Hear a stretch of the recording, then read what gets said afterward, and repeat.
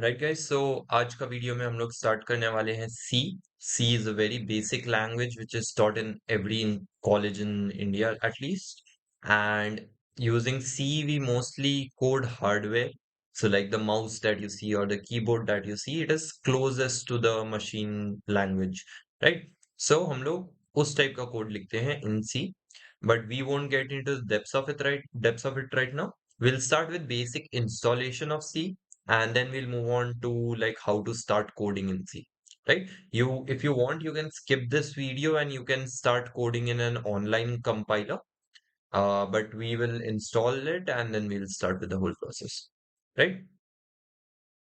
Right, guys. So these are the requirements that we need for C. First of all, we need the MingW compiler, which already includes the GCC compiler. We'll see what those are. And we need a VS and we need VS Code. So VS Code is basically an area where you can type, right? It's an IDE, but you can also do the same with Notepad and other IDEs. But VS Code provides you some plugins and some extensions that we will use to make things easier for us, right? So first, let's move to the installation of the MingW compiler. So we'll go to our desktop and search for we will search for MingW. Just a second, guys. We'll search for MingW GCC compiler for Windows. And you see this website is it's called SourceForge, and you can install this thing from here. So you'll just click on download. I've already downloaded this very small file. Once you once the download is ready, you click on the downloads, and you will see this screen, right? So we'll install it from here. We'll just move to install. You can change the directory if you want. I'll put it in data D, right? And continue. Just let this happen for a while. Right, guys. So installation is done. As you can see, we'll click on continue, and this will basically take you to this screen. Now, this is the screen where you select the compilers that you need, right? So we will be downloading the GCC G++ compiler. We'll mark for installation, and we'll also be downloading this and a base MinGW installation, right? So we'll install all of these. We'll go to installation and we'll click on apply changes and apply. So the packages that you have just selected, those will start downloading, right? Right.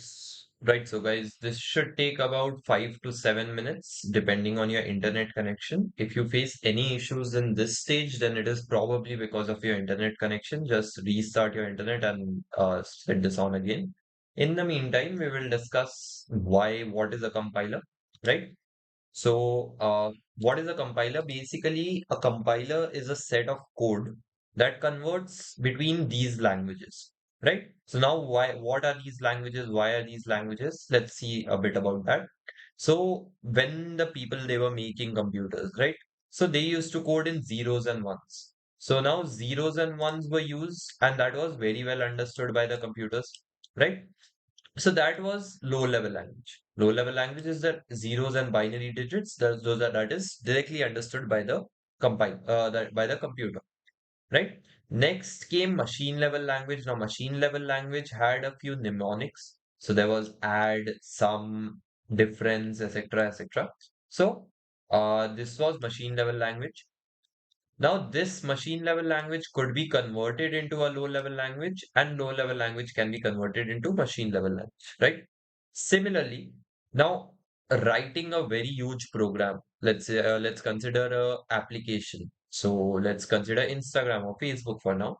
So writing a very high level, high sophisticated software using machine language used to take tons of lines of code. For every single digit that you want to add, you had to write at least 3 to 4 statements. So it took a lot of time, right? So we came up with high level language. Now, high level language is the languages that we use right now. So there is C, there is C++, there is Python, there's Java, there are many, right? So now high level languages have certain keywords. They have certain way, there's a certain syntax of typing the high level language. And using these syntax, we write this code, right? So now the compiler, what it does is it converts between these two. In very simple, very layman terms, it converts between a high level language and a low level language. So जब we are typing any program, so we write a certain set of lines and computer को directly तो ये समझ में आता नहीं है क्या लिख रहा है ये बंदा. So computer tries to convert it into a low level language or binary digits which they can understand. Right? सबका अपना अपना language होता है. Computer का low level है, binary है. So now there comes in our compiler, which is basically nothing. It is basically a simple software that converts between these two, right? So that is why we use compilers. So for every language has its different compilers or interpreters and stuff. So now for C, there's a very simple GCC compiler, and that GCC compiler we find it along with our MingW, right? So we'll start with the with setting up our compiler. So right now, as you can see, it says all changes were applied successfully. So I'll close this dialog now. And if you can see here, the GCC compilers have been installed, right? So now we just have to first, we'll check if the GCC compilers are working. I don't think it will work directly. So we'll open our VS Code. Now, if you guys don't know VS Code, it's very simple. You can go to any browser and you can search VS Code install VS Code download, and you will find different versions for Mac, Linux, Windows. Just click on this and hit install, and it will install VS Code on your system, right? So I won't go into VS Code installation. So as you can see, this page that we downloaded from right here, it says this is the software. You can follow these steps, and we have completed those steps. So now we'll check on VS Code. In VS Code, you can run a terminal. So you write a new terminal, and यहाँ पे if you type GCC, right? So it says GCC is not recognized as the name or this basically means that the installation file that we have, the files that we have just installed, our computer cannot find those files right now, right? So what we need to do for this, we need to add the path of the file. I'll type it right here. We need to take the path of the file. I'll zoom in a bit, right? So we'll take this path and we will put it into our system variable.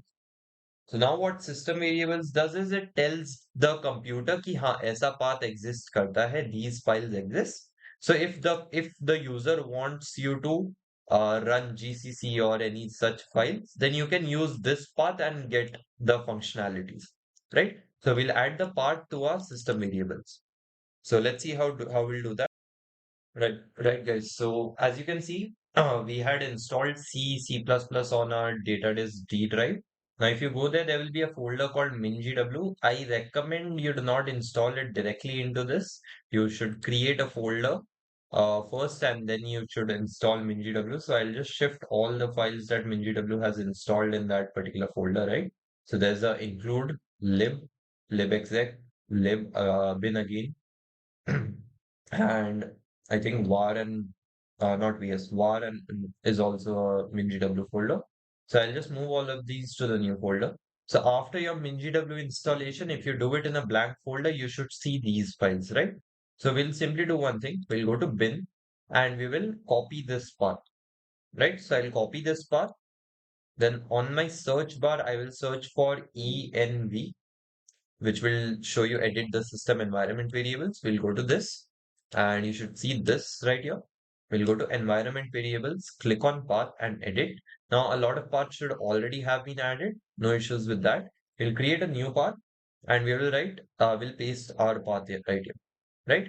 So once this you set this to OK, if you search, let's open the command prompt to check if our GCC has been installed. So the command prompt window should show up like this.